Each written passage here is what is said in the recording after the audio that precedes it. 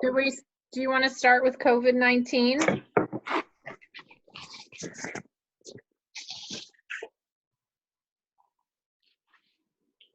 Or can we skip to 4.2 new contractor?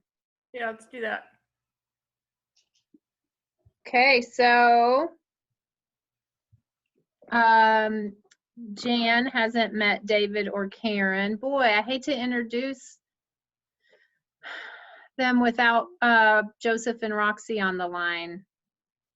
So, but these are our new MV cohorts here, our new colleagues. David is more of a regional manager and here part-time and still overseeing Canby Transit as well. And Karen is our everyday daily operations manager here. Woo-hoo. Yes, welcome. Thank you.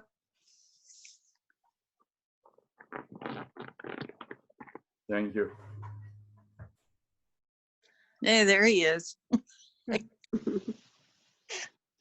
So they took over, Heather and Jan, they took over May 30th. Yep, May 29th was the last day that all the drivers were City of Sandy employees. MV was actually on site for several weeks prior to taking over the employees, just, you know, trying to transition and get the drivers on their payroll and all signed in. It's gone pretty well. We've hit some technology bumps here and there, and you know, the usual transition of do we use new forms or old forms, and how do we want to do reporting and things of that nature. But all in all, I think it's gone really well. David and Karen, I don't know if you feel the same, but please go ahead and say hi and how you think it's going, and I'm going to mute myself.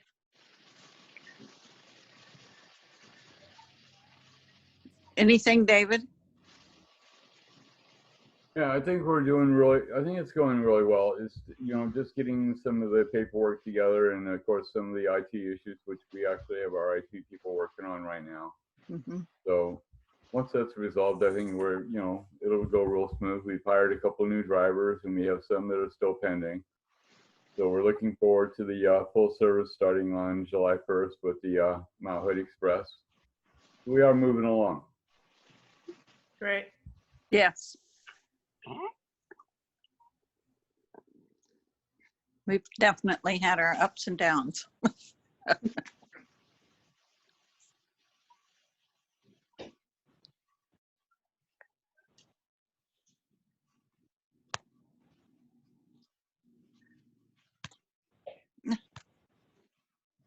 Unmute yourself, Andy. Thank you. Yeah. Heather and Jan, do you guys have any questions about the new contract or contractor or what that looks like? No, I was very pleased with the contract and the discussion we had at the city council, and was unanimously approved. Great. Stop. Okay. Karen, do you have a dog? I do. And I have both. Four-legged helpers. She's sitting in front of me. She's like 13 years old. So Aww. yeah, that's her. Oh, all I saw was an ear. Oh, that's her. Oh, Oh, She's trying to smell everybody. adorable. She's a little senile. Her first Zoom meeting. Yes. right. These are a little awkward, and thank you. And it's especially interesting when there's only a couple of us on the board or a liaison, and the rest of us are staff. I feel like we should just go right in and get some staff work done. Good idea. Good idea. Yeah. Heather, should we just keep rolling through? Let's just keep going. Yeah. Yeah. It's already quarter till, past quarter till. All right. So we have STIF and STF consolidation on here. I guess the most up-to-date news I can give you about STIF and STF is they did have a plan to merge those two funding sources together. The only way they can do it, however, is it has to go back in front of the legislature. So obviously that hasn't been able to happen. It was expected to happen January, February-ish. Did not happen. So that's been on hold. I can say that on Monday, last Monday, there was a panel of transit people that went in front of the Joint Committee on Transportation. It was, let's see, Lane County Transit, which is Aurora Jackson or AJ Jackson. And TriMet, of course, was there given a presentation. I gave a presentation on behalf of the small transit providers as the OTA president. They had a operator give a presentation. His was really interesting from the operator perspective of operating during COVID. They had a union representative. The basic message, oh, and I'm sorry, Karen Criswell with ODOT opened the conversation about COVID and transit and how we're reacting. And oh, here comes a cat too. But the main theme of our presentation and going in front of the Joint Committee was to request that STIF funding be able to be flexible. It's written, as it's written now, we can only use those funds for, hi Karen. Karen.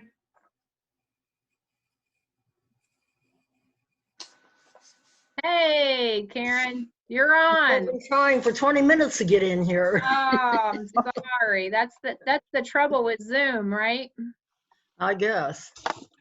Okay, so what have I missed? Not much. We've been, we introduced David and Karen. Karen's reads iPhone. They are our MV colleagues that are on site now. Okay, So David is our regional manager and Karen is our on-site manager. okay, So now I'm just giving an update about STIF and that a presentation was given requesting that the legislature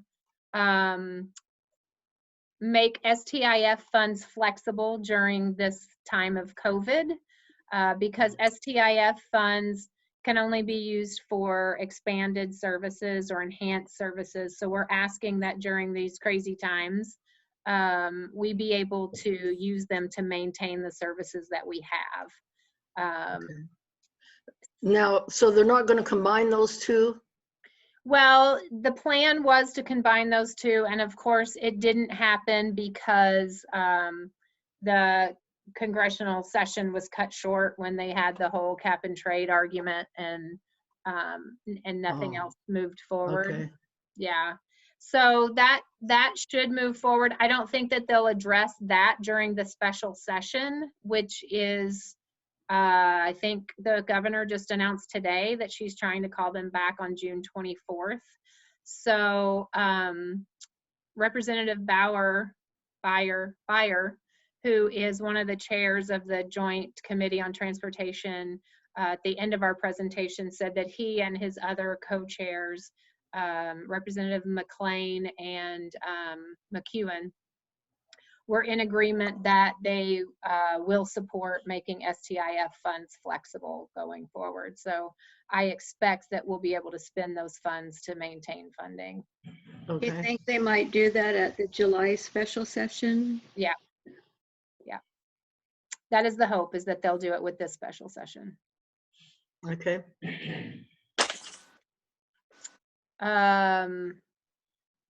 That's really all I have. Christina, do you have anything to add about STIF or STF? Well, No, well, actually, do you want to talk through the process for the next biennium, how we're all reviewing plans and we have to submit plans to TriMet and all of that? yeah, they need to know that it's really kind of duplicating a lot of work and making a lot more work that's expensive for people time-wise. The duplication? Yeah, because the forms are very similar, although they're somewhat different, so that it takes hours of work to fill out each form. And it shouldn't be that way. I'm not sure which form you're talking about, Karen. When you're asking for funds for STF and STAF. Gotcha. Yeah, so I think that if once the two get combined, that will look different. Christina is talking about, we all need to put our STIF plans together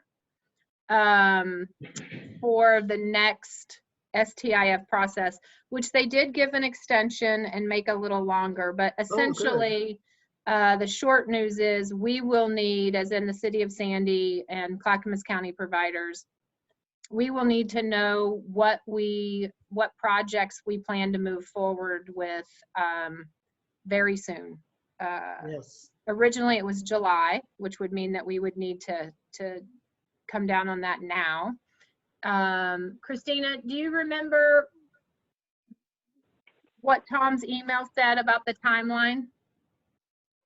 That's to be discussed tomorrow, but it sounds like since it won't be due, I mean, one could, I guess, assume that since it's not due till February, that we probably have until November now. Yeah. Right? They added 3 months, so something like Nope. that. That's good. November is what sticks in my mind. I think it was originally due in November.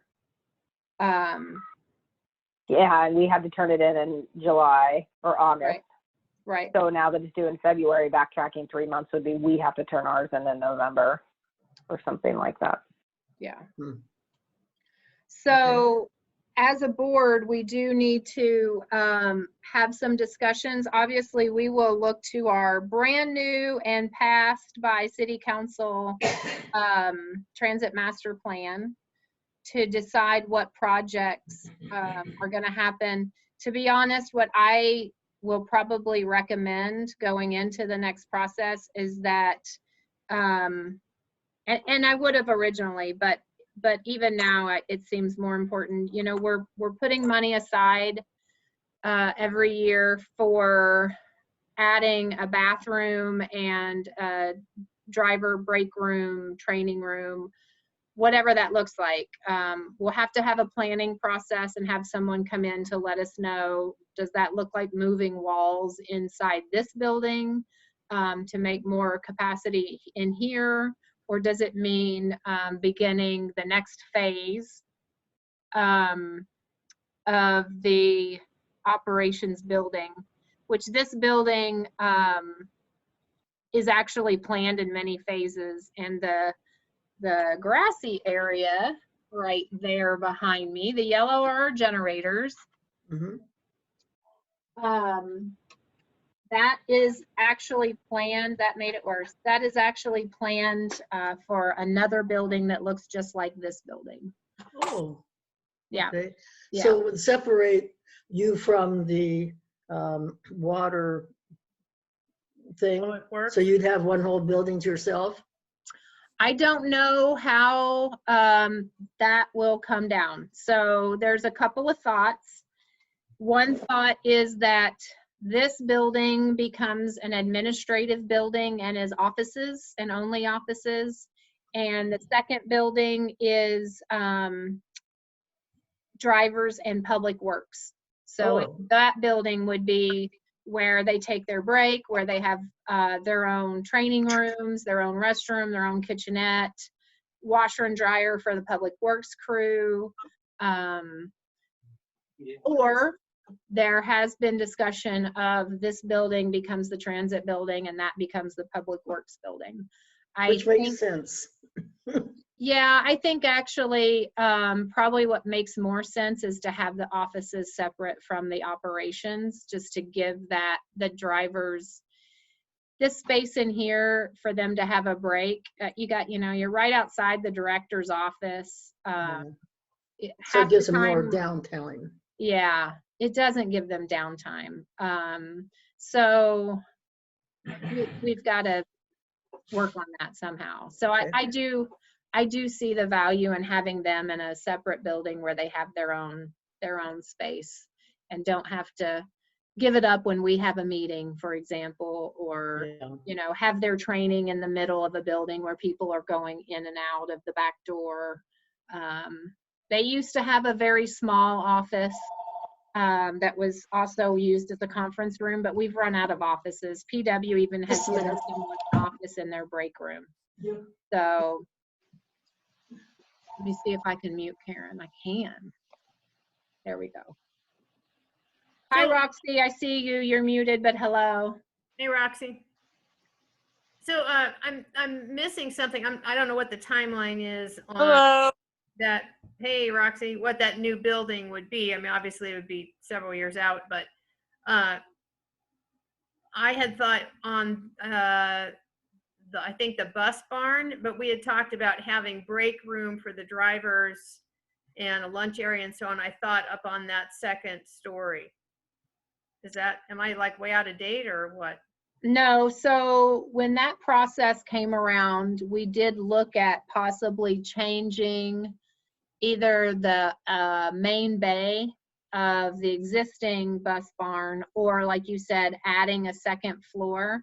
But the timing of seeing that grant to completion didn't allow for that extra planning process, and we wouldn't have had the STIF funds in time either. Okay. Yeah, so we just moved forward with the bus barns as they were planned originally. Well, we've added some doors and some other stuff, but basically as they were planned. All right. Yeah.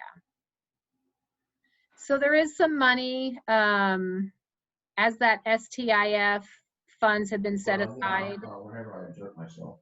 We have set Yeah, it doesn't take aside. much exertion, really, honestly. Just, yeah. Are you guys just hearing? pulling the shirt off. Yeah, somebody. I can hear it. Just, yeah. But I can't tell where it's coming from. Yeah, just moving from the chair to the Karen, wheelchair. is somebody talking in your background? There we go. I muted her. Okay. I thought I had her muted. She must have unmuted herself. I think she did.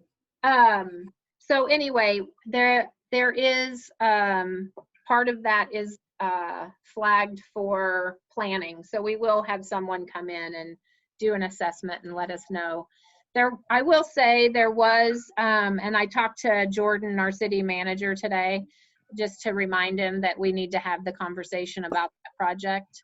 Even though in the same breath, I had just told him that I am so over everything that's gone on here that I am done with projects and I won't be starting any new projects. And then I literally 5 minutes later said, hey, let's talk about starting this building number 2. But anyway, the city did just go through a facilities plan. What do they call it, Karen? Jan, do you remember a facilities assessment? Facilities assessment. Thank you, facilities assessment. And in that assessment, they did highlight that this building, with the number of drivers that we have, we need another restroom. And it highlighted that we are basically out of office space and, parking can be interesting and so forth. And they mentioned in there that maybe we solve that by starting this phase of the building. Of course, they also mentioned that some of that could be solved by having the centralized community campus where some of our office are taken over there at the community campus when that happens. So there's a lot of moving parts that we'll have to wait and see. And of course, with COVID and the future of our economy, that too will be a wait and see game to see where we land. So what's the status of the bus wash part? The bus wash or the bus barn? Well, there was supposed to be a bay where they could go through and wash the buses. Yeah, so the quotes for getting an automated bus wash were way high. It came back at $525,000. I had put in our budget $300,000. We only have a grant for repair to what is there for about $80,000. Oh. And the bus barns are coming in over expected budgeted estimates. So we are having all of the repairs done to the bus wash, a brand new pressure washer. The filters will be replaced, the ozonator, quite a bit of work, but well under $80,000 worth, and definitely under the $300,000 that was budgeted, but we won't be automated. Okay. Luckily though, because we did budget for that in case we could do it, going over budget on the bus barns is not necessarily a problem because we have the ability to cover that offset in our budget. Okay. So is ridership down quite a bit? It's, yeah, we're at about 35% of our usual ridership. And the money that you get from the federal program, if it's granted, how will that help? So we have already been granted $395,000 through 5311 funds that does not require a match. The primary way that is going to help is we only have until next June for that money to be accessible. But it will be for covering costs that are related to COVID, but also any lost revenue we can turn to that funding. So if our payroll tax goes down, which I expect that it will, we can use that $395,000 to. So in the short term, it should at least keep us whole, so to speak. And cover extra cost or things that we're doing like Meals on Wheels that is normally not in our service plan. We'll get reimbursed. So some of that 395 can be used for operational expenses. Okay. Yeah, so they had us when they released this beginning amount, they did have us give estimates on how we thought we would use it. Primarily, I think that we will use it to cover our loss of revenue, but we can also cover it operationally.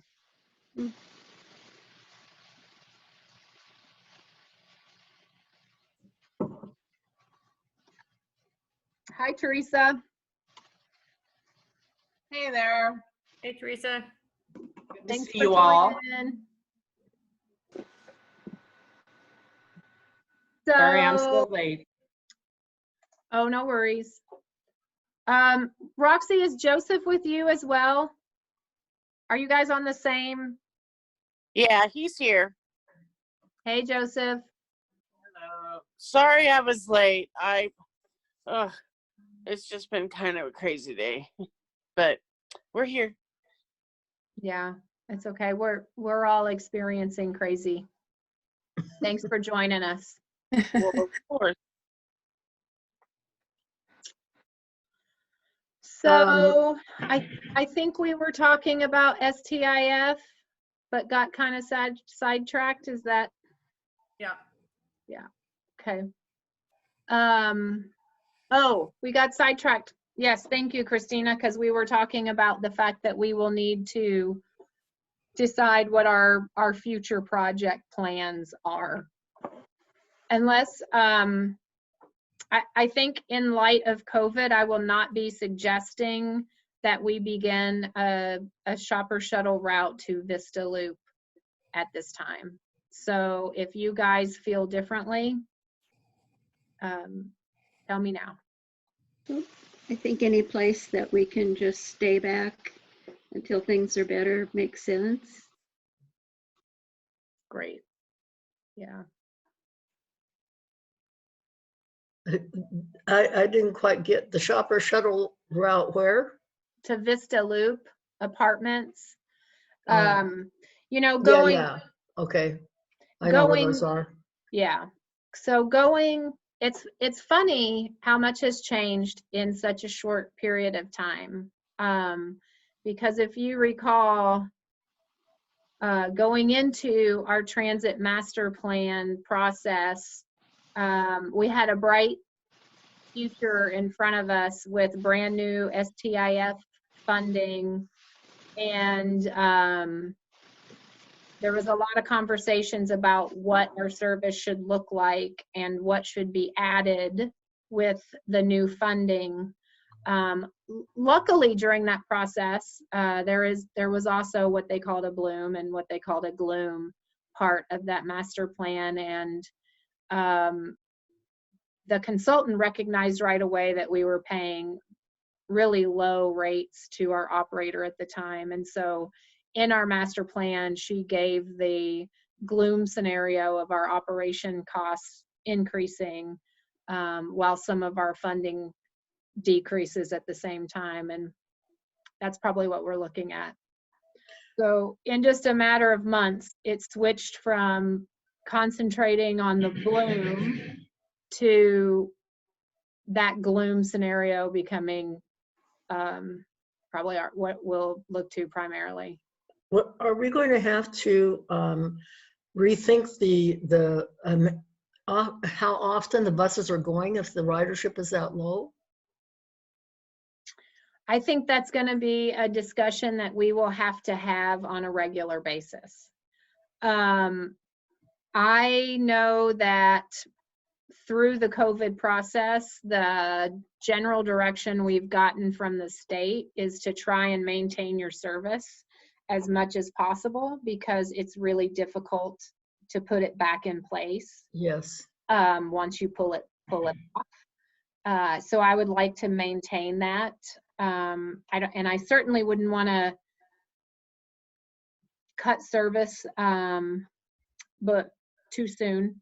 I don't want people to think we're unreliable and us not to be an option. So we'll have to talk about at what point we make a decision to actually cut service. So that'll be when things get financially dire. Okay. Well, I think there is also, the conversation should happen often and frequently, and we probably should come up with some different strategic plans about at what point we talk about, you know, how much we would like to keep in our contingency account, what our ridership looks like. We wouldn't want to be irresponsible and run buses that have no one on them. Right. Yeah, so there can be a lot of conversations around different options that we may look to, and different triggers to, you know, if this and this is in place, then we pull the trigger to cut the service. Are we requiring masks from people who are boarding? We are. Okay, and do we have them available if they don't have them? We do. Okay. Yep. So the governor put out a proclamation today that masks will be required of everyone in the 3 metro counties. And we were really looking forward to going into phase 2, but what the governor said is that when Multnomah goes forward into phase 1, which should be soon, then we all 3 counties have to wait 21 days before applying to go to phase 2. So now we're really looking at the middle of July before we can make any changes. Yeah, I think with the increase that they've seen this week, that maybe it is wise to be a little more cautious. That actually brings up an interesting question about, so we went fairless fairly early at the March. Do you remember, Muna? March, it was early, 18. It was really early. And then I don't know. March, yes, mid-March. I think. And then Teresa and Christina, all Clackamas County providers went fairless together with a public announcement very end of March. It wasn't too soon after the city stopped accepting fares. Do you guys remember? Yeah, it was right within, I think, the same week. Yeah. I agree. Yeah, so right around the 20th or the 22nd. Yeah. So a lot of the reason that we have went fairless is not just for the low income population or to be helpful, but also just to not accept cash and reduce the risk of transferring the virus through cash. And that way drivers would not have to have that interaction. Right. You know, passengers requesting cash and so forth. So I think that makes good sense. yeah. So, so my question to you as the board is, we've had some questions coming from the state about when we plan to start accepting fares again. And I think it might be a good idea to base it on, you know, phase 2, maybe, of reopening. Instead of just picking a date, maybe we have it more related to where we are in the, you know, in the process. I I'd think like that's to really see- wise, because I think we need to see, as we're seeing now with how just the little bit of reopening and the mega increase in cases. Yes, there's more testing and so on, but you know, we've got these large employer based outbreaks and so on, that I think we need to be judging when are we going to add in that fare acceptance, which is adding risk depending upon how prevalent we can guess, you know, transmission is going on. And that's not going to be a calendar date. Yeah. I'd like to see it put off until we have a treatment and vaccine myself, which could be a while. It's going to be a long time. Right. They really are. Could we just put a date, even not at the next meeting, but I'm just getting a date of like August 1st to simply look at where we're at in case numbers and where we've arrived as far as what phase we're, you know, we're waiting to get approval for, or, you know, like as Jan said, you know, the new proclamation today, that's. We have another meeting in August, don't we? No, it's September. Oh, September. Can we put it off until then to decide? I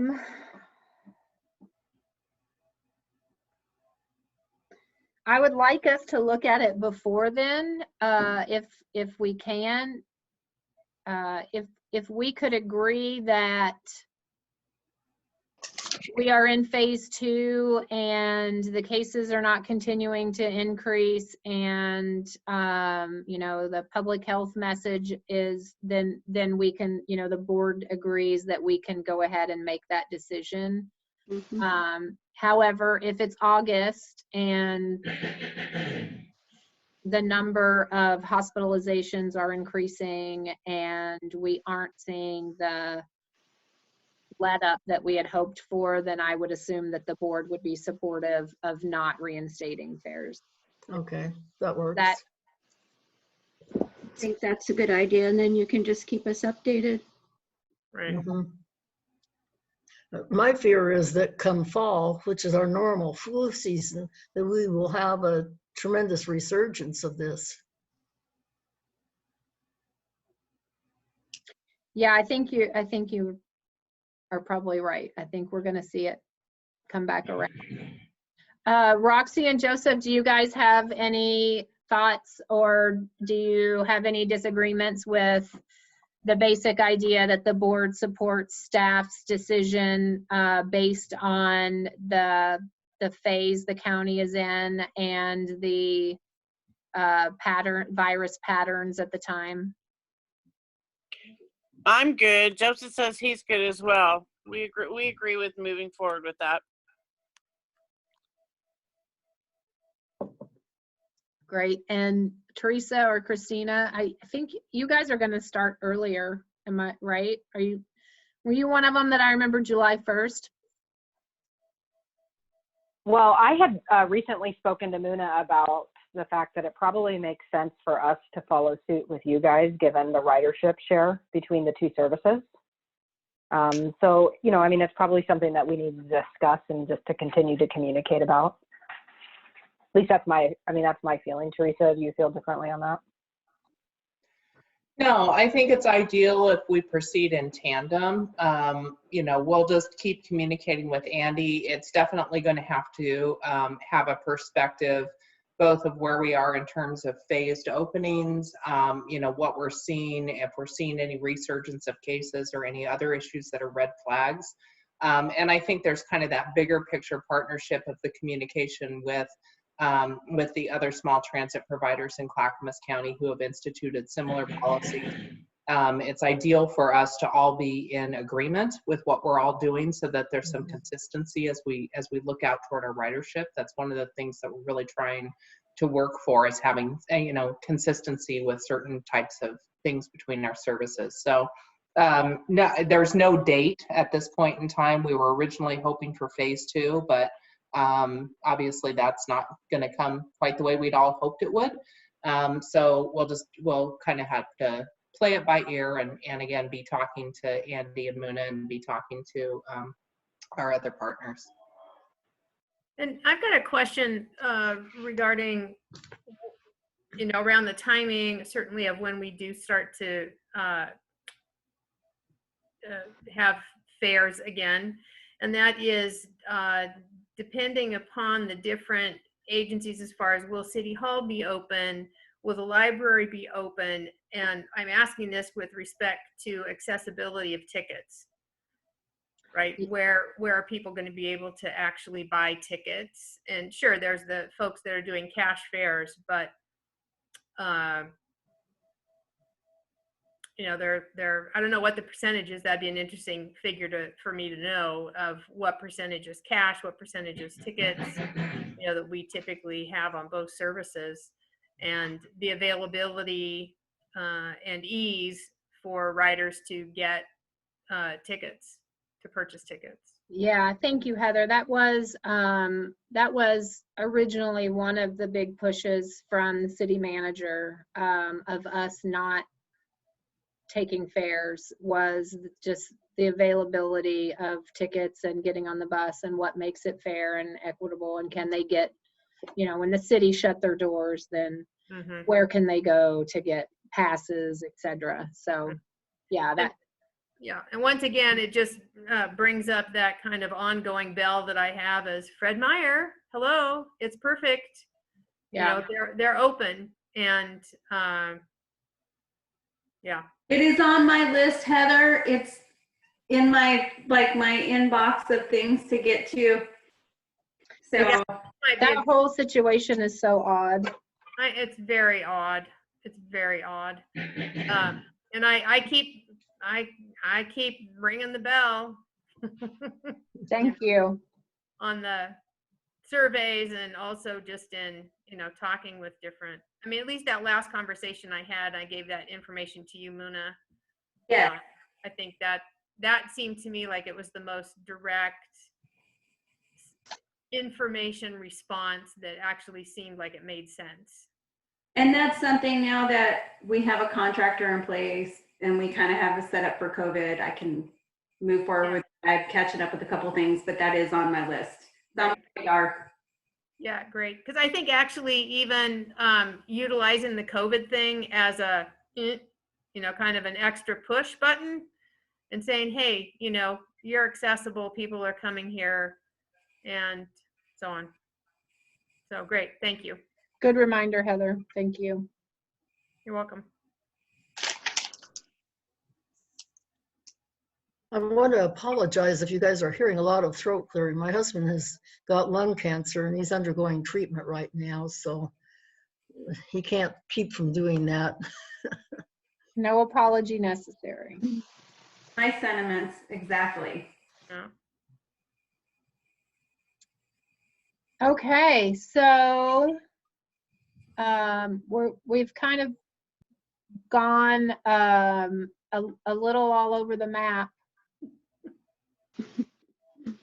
By the way, I wanted to say, I have seen a couple of the buses that instead of having the blue on it, had the green on the mountain. So it looks like summer instead of winter. I kind of like that green. Thank you. Yes, so the last few buses that we had wrapped, Gillespie Graphics, who is the vendor that we use, really sharpened the photos. And thank you for noticing. If you see them in the yard together, you can see that our old wrap had a lot of purple blue in there, and it's much more of a true color now. Well, not only that, but what I've noticed is they don't look as dirty. They're also being cleaned more. Are they? Although right now we are looking for a bus washer. So, but they are, the past 6 months, they've been cleaned a lot more than they used to get. Oh, okay. That helps. Yeah. So David and Karen, really quickly, I think we still don't have a bus washer on staff yet though, right? Because we did not pull Eddie over. Not yet. Okay, all right. I'm pushing to get him qualified. Oh, perfect. Okay. So it We sounds do, like, we do have the application. He's actually in the qualification process. great. That's good news. Good news. Thank you. They've been really good about hiring quickly since they got here. We have a new one that I saw in a vehicle today. So there's a new driver out there. Cece is her name. There'll be another one starting next week. Right.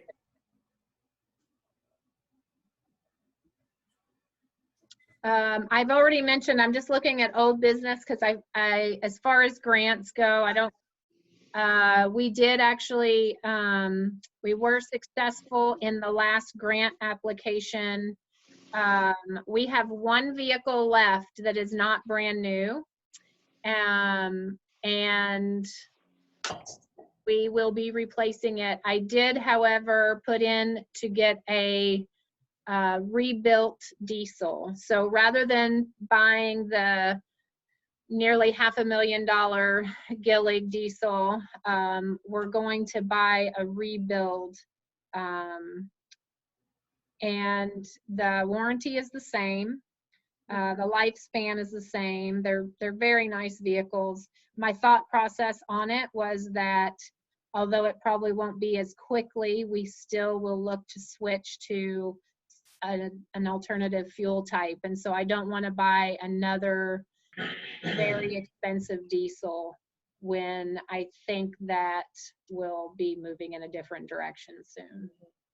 So we were successful and awarded that that funding, and we will replace that vehicle in the next 2 years. And capital wise, we will be doing really well. We'll have a brand new fleet. Great. I still need to replace the 2 MV1s. I have the grant funding for it, and I've reached out to Kimberly. We've started the conversation for an RFQ. But right now we're trying to decide affordability of whether those vehicles should be electric or be hybrid.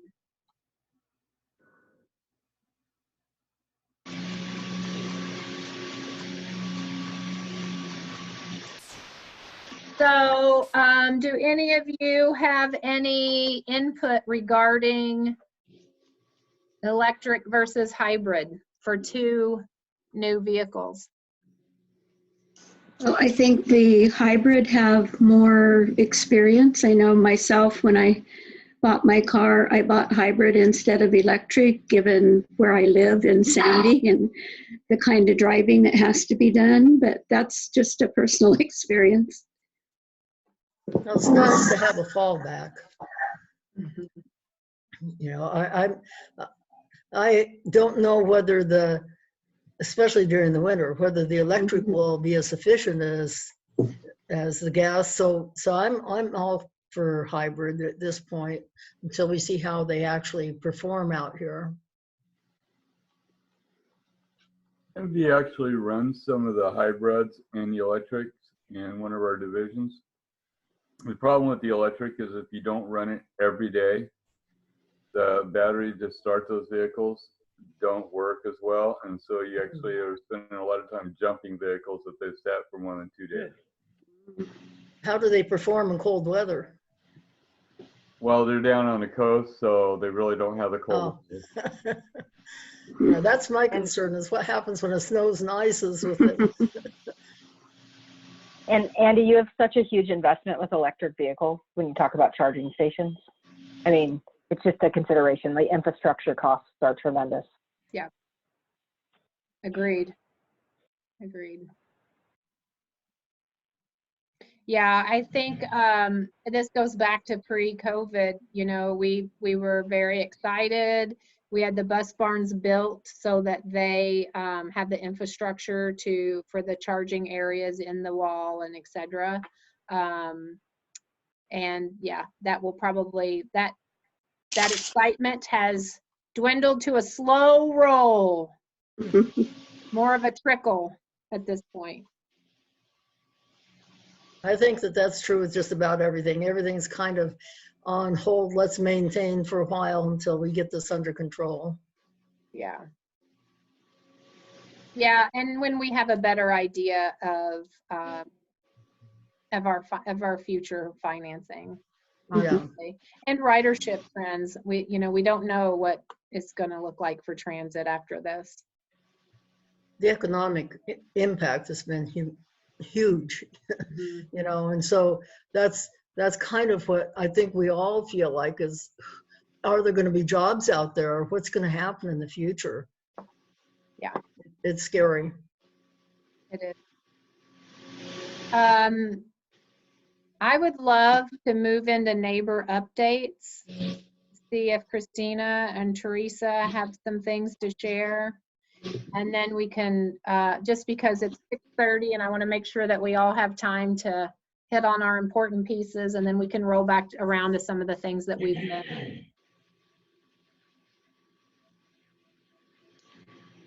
Teresa, do you have anything you want to start with? Just a couple of things, although I'll let Christina kind of add anything she wants to, because Christina's been picking up a lot of the lead on some of these planning projects that have been going on, because I've been, for those of you who don't know it, I've been running a food bank on top of everything else I do. But a couple things I want to highlight. The county's transit development plan is underway and will have a significant impact in terms of shaping future projects. Christina can provide you a little bit more information, but there's definitely going to be some opportunities for comment. And definitely, definitely keep in mind that you know, this is an opportunity to look at transit countywide. You know, and how we can make better connections between communities, and how we can improve access for some of our, particularly for some of our more rural areas, but even within our cities and our more urban areas, you know, if there's opportunities for us to gain efficiencies and improve transit access to folks, I think this is really important. The other thing that Christine has been putting a lot of miles in, and I'm deeply grateful for her help, is moving along. We've got some last mile shuttle projects that we're starting up in Oregon City and in Clackamas, and we're also doing some planning work in Milwaukee and looking at connector shuttles between Oregon City, West Lynn, and Tualatin. So there's, in spite of all this, there's still a lot of really good work going on. And I encourage you all to take any opportunity that you have to provide comments, because there's, again, these plans are going to inform how we use funding going forward, and how we can continue to better build those connections between communities. Yeah, and I would just say both the TDP and Last Mile Shuttle projects have websites developed. The TDP one is live, and you can get to it through the normal Clackamas County website. And the Last Mile Shuttle one should go live tomorrow morning. And then on both of those, it walks through kind of an outline of where we're at, and gives everybody the opportunity to link to the survey to give feedback. So the more feedback we have, the better we can plan those projects to meet the needs of those within the community. So I can certainly get Andy those 2 links, which she can then pass out to the board if that would be helpful.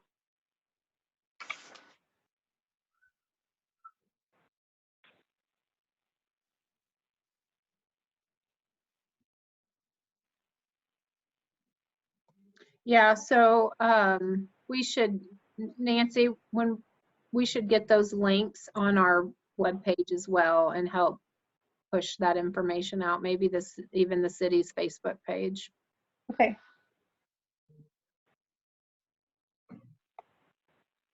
So I'll get those over to you guys so that you can get them out where you want to. Great. Got it. All right. Any other updates from you guys, Mount Hood Express or county in general? I guess I'll highlight one other thing. Right before COVID hit, we were working on putting together an RFP to do some studies up on the mountain regarding a transit hub, the concept of a transit hub. That RFP, since COVID has happened, has not been published, but we are going to try to start moving that forward again. And so that RFP will go out looking for a consultant just to do some very much starter work around what a transit hub up on Mount Hood would look like to join, transit from the Portland metro area, Sandy and Hood River, and, down in Warm Springs, to get kind of everybody into one central location with parking and multiple connections to other providers. So that's a really big deal and a really big study that we're hoping to get underway here in the next few months.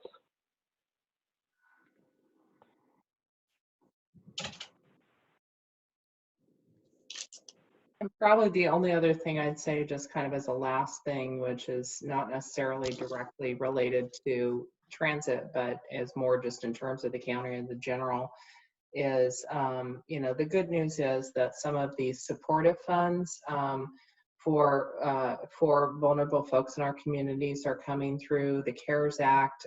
The emergency board at the state met and allocated funding for a variety of different needs. So social services right now is definitely at the forefront of that in terms of receiving funding for rental assistance, for energy assistance, for food, for all kinds of different things. So, it's really amazing how people have come together and are working at trying to get some of these programs out into communities, particularly those that address the needs of vulnerable populations. So I certainly encourage you to kind of keep your eye out for different pieces of information we're going to send out, and feel free to share those with folks that you know that may be vulnerable or may have been particularly hard hit by the COVID crisis.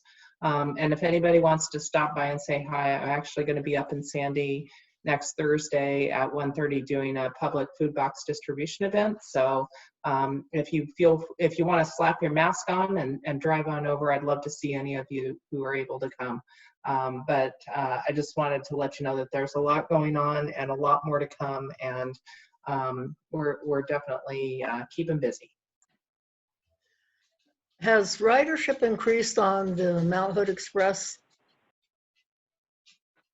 It has not. We have seen similar declines in ridership as most other transit services. And actually, let me preface that by saying it has increased recently as Timberline Lodge has opened up and we have resumed service up to Timberline Lodge. More riders in terms of employees, but overall ridership is still down. I would have thought with more people being stuck at home, they might be over flooding your your Mount Hood Express so they could have something to do. Not yet, not yet. There are Yeah, no so places to go do that, something to do. You know, Timberline haven't been closed and stuff, so. it's actually interesting.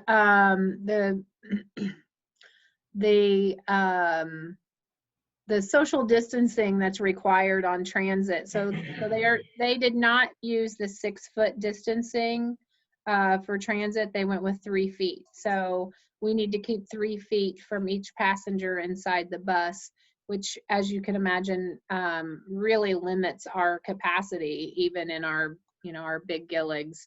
So it's been interesting that ridership is down, and yet at certain times of the day, we're at capacity for that vehicle because, there might be 7 people who need to go somewhere.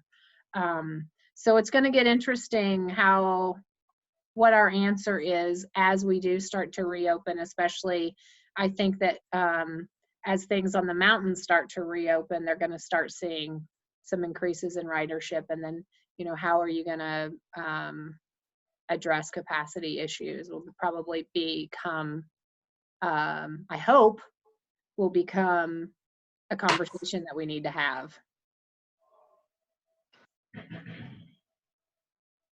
You're muted, Jan. You're muted, Jan.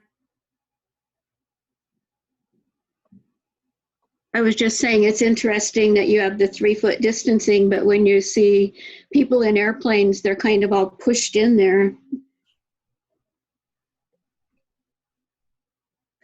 Yeah, as you know, Jerry recently flew to Florida and back, and there's no direct flight where he went in Florida. So he's recently been on 4 flights, and although he was impressed with their handling of COVID and passengers, he was double layered in mask. Well, I'm wondering about all of these demonstrations, what impact that has on the rising numbers compared to things just reopening. What's interesting about the reopening or this period of time of reopening is the numbers per age have gone up. So 20 to 29 is the highest number of cases, then 30 to 39 years old. So it's really reversed itself from the older to the really young people, which I think maybe has to do with going out to bars and protesting. You're probably right. There's probably some age-related social activity for sure. Just so you know, I just want everyone to be aware that, because I know that I sent out an email just to keep you guys in the loop, but we do have shields up in the buses.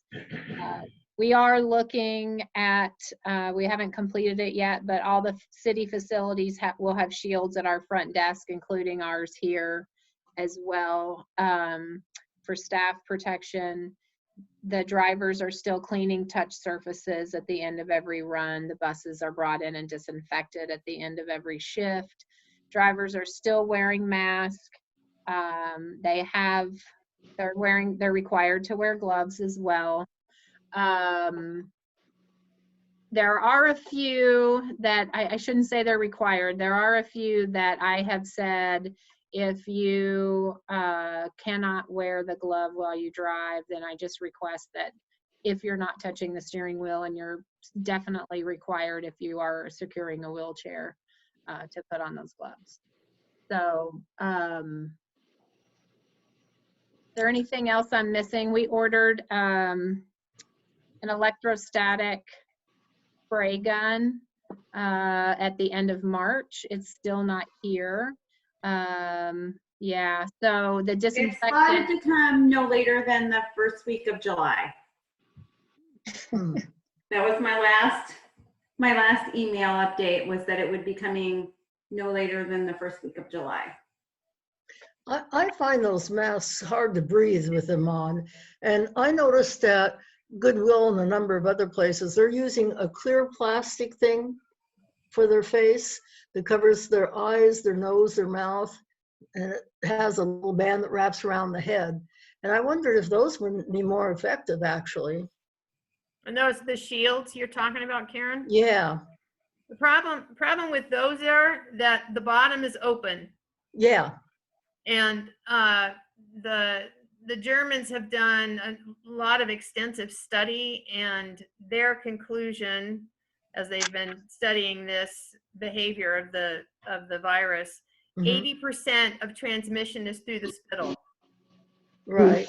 Which is why the masks are so important. And if you have that, you know, you can have it come down into the air. It's not getting trapped by a mask. Yeah, but they come down quite a ways below your mouth. They're in fact, most of them come down below the chin even. So I just wondered if those weren't, if those were a possibility in the future. We're going to have to use those long term. It is hard to breathe, and I know I wear glasses, and they steam up my glasses. I have to take my glasses off.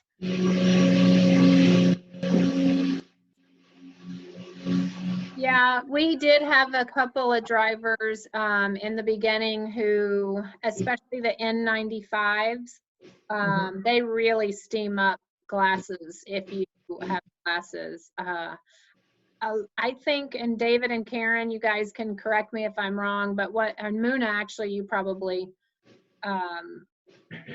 Nancy, there's Nancy. Most of our drivers have figured out what their favorite mask is at this point. We have a few that ordered their own that they, you know, really like and wear every day, and a few that wear what we've provided. I don't know. What are you guys? We have one of our dispatchers that made some homemade masks that many of the drivers really appreciate, and it works well for them. And then there's some that prefer a little bit lighter, but I think they've all found a happy medium, even though it's glasses. One reason I mentioned that was because they're now saying that you can catch it through your eyes too. And that's why I like that full shield. We have also provided all of our drivers with safety goggles. Oh, okay. Alongside that, if they so choose, but we also have that full guard in front of them. And our passengers are required to maintain a 6 feet distance from them. Although the bus itself has 3 feet, the driver gets a 6 feet distance because obviously they have a lot more exposure than anyone else. Right. We need our drivers desperately. Absolutely.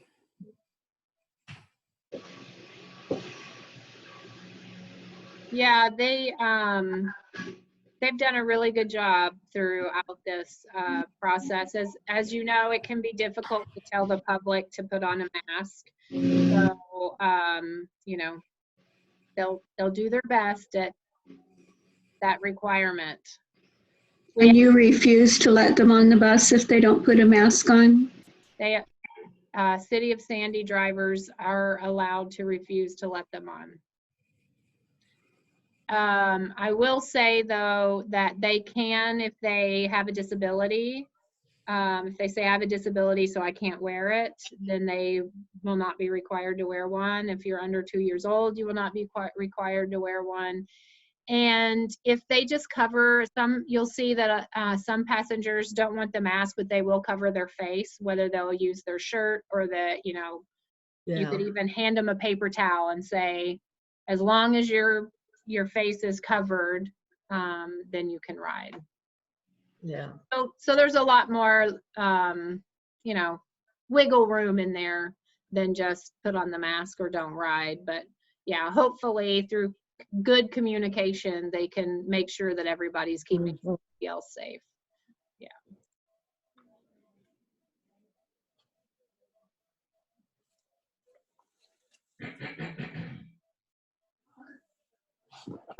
Karen, did you want to say something? It looks like you're not muted, so I just want to make sure that you, okay, No, I'm fine. okay. I just want to make sure. And I had one other thing about COVID that I wanted to, I know that we talked about fairs. I'm glad we had this conversation.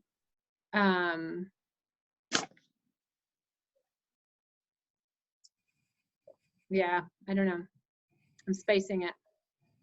It was more or less of the things that we are doing to help with the COVID outbreak. I will say that as we begin to reopen, there will be more conversations about staff behavior in the building and whether or not we wear masks here, because with the governor saying that if you are in public space, you need to be wearing a mask, we will need to have that conversation about, you know, does that include us while we're in this building?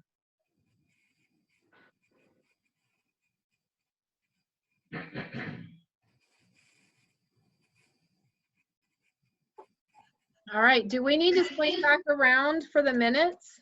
Yeah, I was just looking at that. Are there any comments, corrections, additions to the minutes?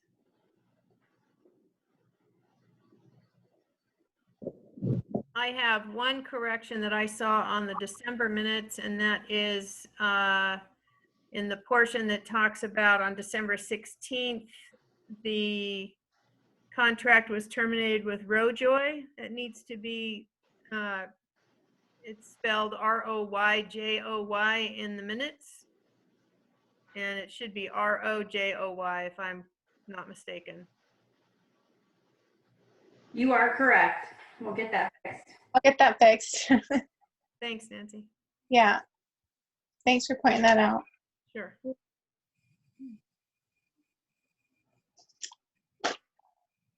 Any other comments or additions, corrections on the minutes? And then we also had the agenda too that we had for that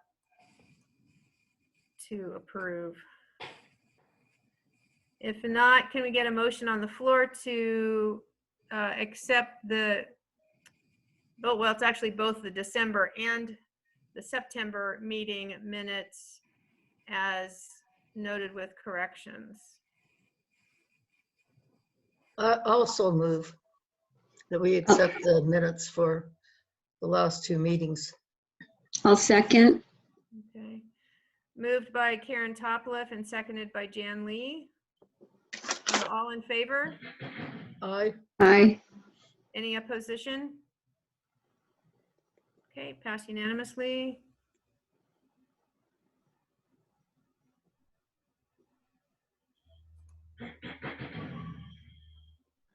Great.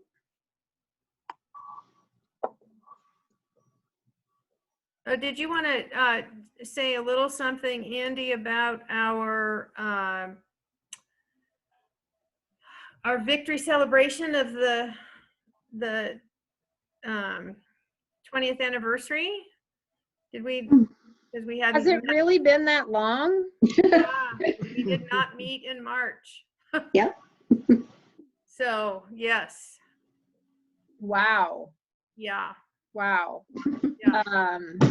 Yeah, actually that went really well. Big thank you. Karen rode the trolley for the first time.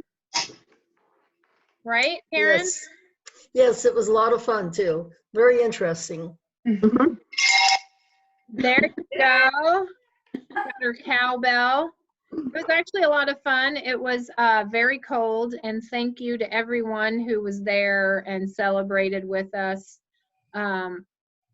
It was really fun to see our buses. I really enjoy the video of the buses rolling up and everybody ringing their cowbell, and it was really nice to have Julie Stevens there. Joyce came to celebrate with us. unfortunately, Linda Malone, who was mayor at the time when SAM was created, had to be out of town, which she had sent me a message and was very sad not to be there. But all in all, we did have a marvelous surprise visit from Kim Yamashita, though. yes, we did. That was great. I actually gave my cowbell away, and I wish I had kept it because it would be coming in real handy right now when my husband needs to call me. Oh, Karen, I've got one for you. Don't you worry. Oh, okay. Thank you. I'll stop by and get it. I'm pretty sure Muna can hook you up. I will, on that note, add that our blue trolley is due June 30th. And I do know that it went into production. I don't remember if it was 2 weeks or 3 weeks. And it was expected to be a 3-week production. So I expect to hear any minute that she is complete and on her way. Yeah. Yeah, we'll see how that goes on the Estacada route.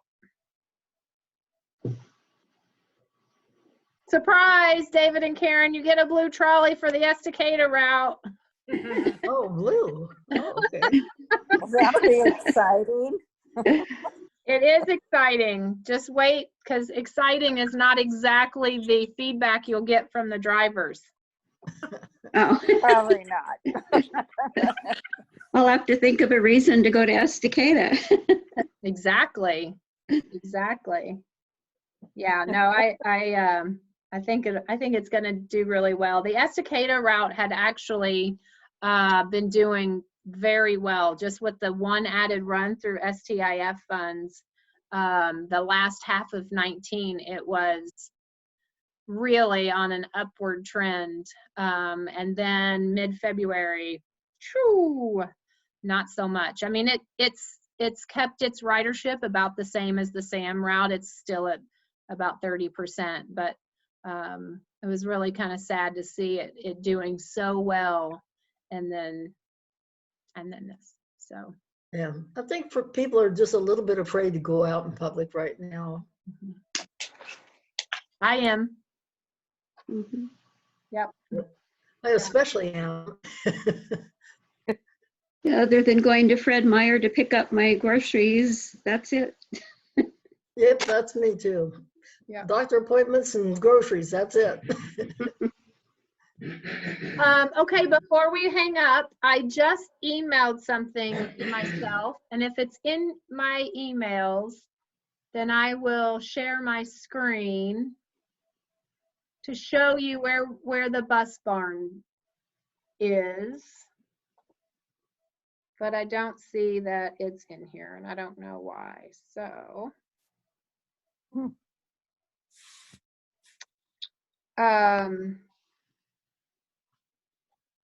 we have had concrete poured for the very large building for a while now, but they have been patiently waiting for some decent weather to pour the concrete on the second small building. Let me see if I can send this to myself a different way. They're pretty big pictures, so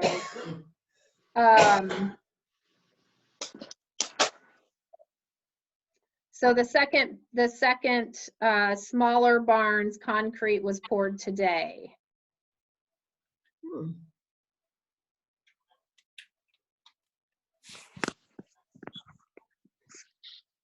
We were supposed to be finished. The due date for those buildings is July 31st, but I believe they are about to ask for an extension.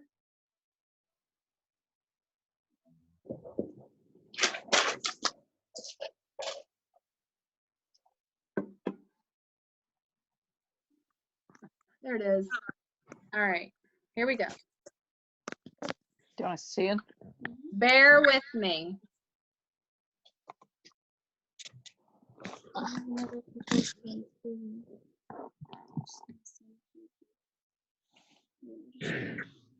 She's bringing up the video on the new buildings there. So I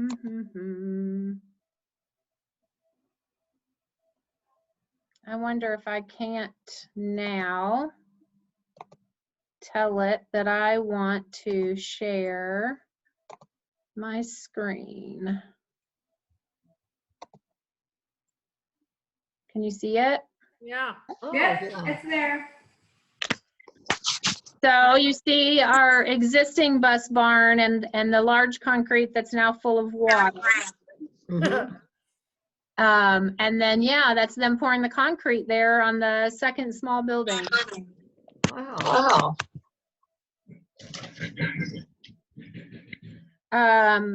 So I believe I have some video. I'll send you the video as well. Luckily, there's a PW member who has a drone. So he's been taking pictures throughout. And then the PW crew leader, Ryan, told me today they have a pretty gifted PW guy that does videos, and he's gonna put the pictures together for us so that when it's all said and done, we can kind of see a time lapse of the construction. Yeah, they've been sharing pictures so that as I can keep up ODOT in the loop and up to date. So that is where we are with our bus barn construction. Nice. I like that you left some of the trees around to kind of camouflage them. Yeah, this where the boom is, if it's kind of hard to see in this picture, but that's quite a hill that we didn't expect going into the project. The as-built from the original were not quite right with topography. And they had to dig quite a bit into that that little hillside there. Luckily, they didn't have to take the existing fence out or any of those big trees. They did quite a bit of digging, and then they'll have to put a retention wall back there to keep it in place. Oh, okay. Yeah. But it's moving right along. Every day that I come in and somebody's out there, I'm thrilled. Yeah. So it should be done before the end of summer. Yes, it was supposed to be done July 31st is our current due date. I expect that they'll ask for an extension to that, but that is currently the due date is July 31st. Nice. Yep, moving right along. Finally.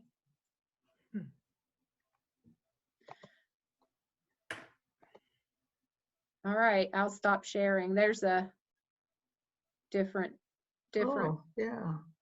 angle for you. So you can kind of see here that they really had to dig out this hillside to get in there. There's some I like the way the building's kind of wrapped there. Yeah, it'll be really nice when it's done. Very nice. All right, I'm going to stop sharing. Okay. I am moving hopefully this next weekend, and I will get my new address to you. Still in Sandy though, right? Yeah, just a mile away. Actually, I'll be closer to you by a couple miles. Good. Good.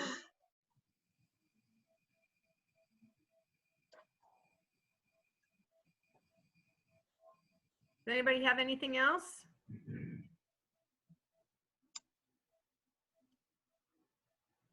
Okay. We got a motion to close the meeting at 7:01. I would so move. All right. I'll second. Okay. Moved by Jan Lee and seconded by Karen to adjourn the meeting at 7:01. Thank you, everyone. Yes, thank Thank you. you. You. I'm Take glad we were care. able to get together and get an update on what was going on. Me too. Me too. Mhm. Yeah, and I will add, I expect that we will continue to meet via Zoom for a while. It's going to be a while. Yeah. Yeah. And then Nancy, could you kindly send the recording of this to Bernice? Yep. Great. Thank you. Okay. Take care, everybody. Take Nice. care. You. You too. Well, stay safe.